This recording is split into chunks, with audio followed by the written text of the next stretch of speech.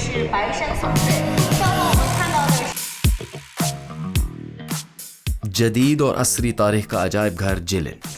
इस म्यूजियम में दाखिल होते ही लगता है जैसे वक्त उल्टा चलने लगा है। दीवारों पर तस्वीरें, शोकेस में रखी पुरानी अशिया और लिखी हुई तहरीरें सब मिलकर 3 सदियों की तारीख को जिंदा कर देती हैं। यहाँ चिंग दौर से लेकर 1950 की दहाई तक शमाल मशरकी चीन की मुकम्मल दास्तान रखी गई है। 1000 से ज़्यादा नवादरात इस बात की गवाह है कि जिलिन की तारीख कितनी मुतनव्वे और वाक़यात से पुर है। हमने इस अजायब घर का तफसीली दौरा किया और वहाँ मौजूद चीज़ों का बग़ौर मुशाहिदा किया तो यूँ लगा जैसे माजी का हर लम्हा हमारे सामने सांस ले रहा हो।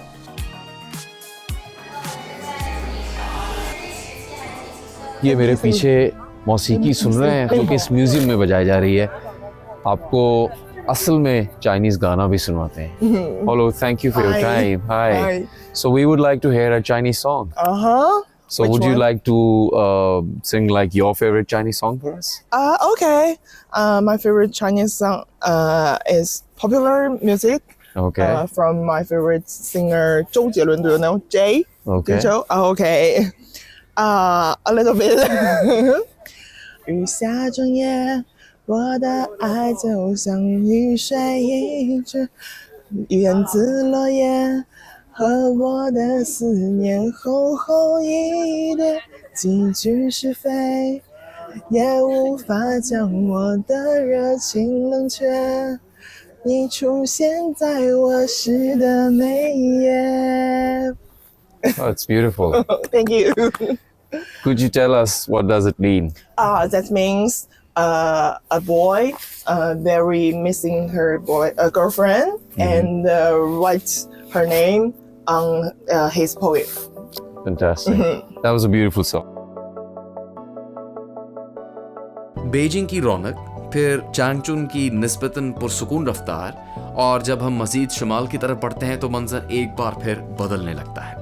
बस की खिड़की के बाहर धीरे धीरे सनती बिल्डिंग्स कम होती हैं, खेतों और छोटे घरों के सिलसिले ज़्यादा नुमाया हो जाते हैं। ये है सोंगयुआन, जिलिन सूबे का वो शहर जो रफ्ता रफ्ता तरक्की कर रहा है मगर अभी तक अपने मकामी रंग और अपनी सादगी को भी थामे हुए है।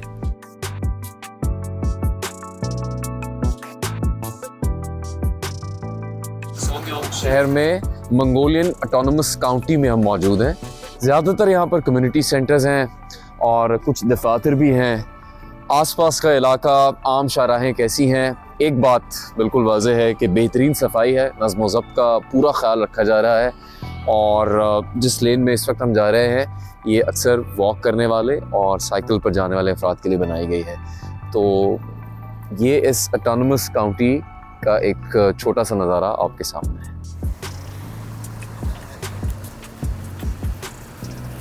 यहाँ ये कम्युनिटी सेंटर का दौरा भी एक दिलचस्प तजर्बा साबित हुआ।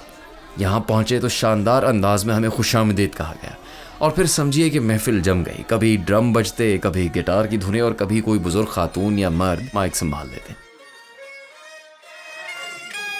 अब चीन आए थे पहली दफ़ा तो हर चीज़ हमारे लिए तो नई ही थी। हमने भी हिम्मत की और चंद साज बजाने की कोशिश की। नतीजा बस यूँ समझे कि मौसीकी कम और मज़ा ज़्यादा था। कम्युनिटी सेंटर की पूरी इमारत चाइना की मजबूई नफासत का मजमुआ थी। सांगयोन शहर में ये पॉलिसी जिसमें तमाम अक़लियतों को शामिल किया जाए तरक्की के धारे में, उसके नतीजे में कम्युनिस्ट पार्टी ऑफ चाइना के ज़ेरे तमाम मुख्तलिफ़ कम्युनिटी सेंटर्स बनाए गए हैं।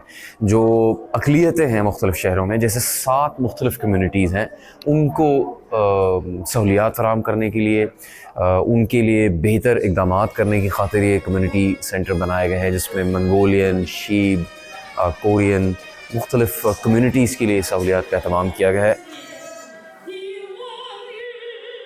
We are here from Pakistan. Pak-China friendship is very strong and very old and very popular, and we really enjoying our trip in China, in Sangyuan, and meeting Chinese people and listening to Chinese music.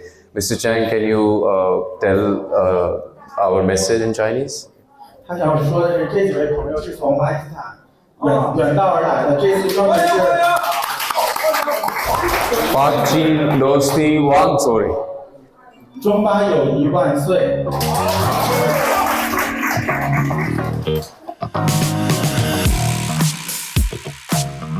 फिर हमें इनकी रिवायती paper cutting दिखाई गई, जिससे वो न सिर्फ खूबसूरत आर्ट पीसेस बल्कि कपड़ों और सजावट की चीज़ें भी बनाते हैं। वहाँ काम करने वालों की लगन, महारत और सब्र देखकर दिल से दाद निकली। ऐसा लगता है कि काफ़ी आसान होगा देखने में, लेकिन जब काटने लगते हैं तो फिर अंदाज़ा होता है कि सिर्फ कैंची की मदद से ये खूबसूरत फूल बना देना कागज़ पर तकरीबन नामुमकिन नज़र आता है। I can try again. Yes. 剪纸，这叫非物质文化。 Oh, from the front.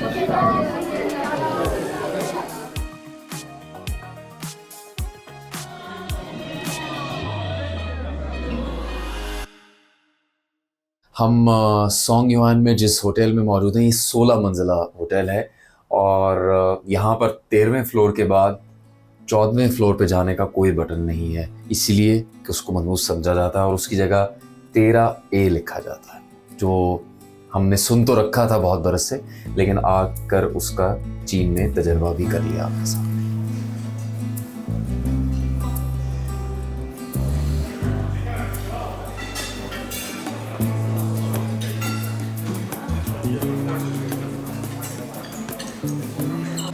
जिलिन सूबे में मंगोलियन कम्युनिटी अक़लियत के तौर पर समझी जाती है, इसलिए उनके रेस्टोरेंट्स को, उनके मकामात को, उनकी परफॉर्मेंसेस को ख़ास अहमियत हासिल है। इसी तरह ये रेस्टोरेंट मंगोलियन एथनिक ग्रुप की नुमाइंदगी करता है। यहाँ पर जिन लोगों से हमारी मुलाकात हुई उन्होंने एथनिक लिबास भी पहन रखा था मंगोलियन तहज़ीब का, और अंदर जो खाना पेश किया गया उसमें भी बहुत सी मंगोलियन डिशेस थी जो यहाँ पर डिनर के लिए पेश की गई।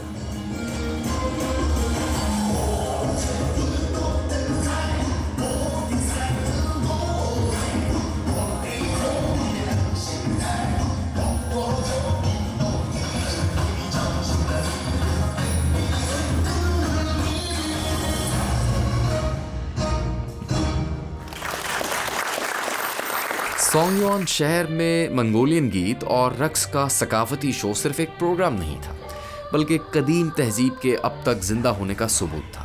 रंगारंग मलबूसात, घूमते दायरे, कदमों की धमक और मुख्तलिफ साजों की जोरदार आवाज़ें, सब कुछ मिलकर एहसास दिलाता है कि ये लोग अपनी सदियों पुरानी रिवायत को आज भी ना सिर्फ संभाले हुए हैं, बल्कि पूरे फ़ख्र के साथ दुनिया के सामने पेश भी करते हैं। हर गीत में तारीख़ का कोई गोशा, रक्स के अंदाज में अपनी सरजमीन की कोई कहानी और हर हरकत में अपनी शनाख्त का ऐलान था। इनके चेहरों पर खुशी और फ़ख्र के मिले जुले रंग बताते थे कि ये फ़न इनके लिए सिर्फ तफरीह नहीं, विरसा है।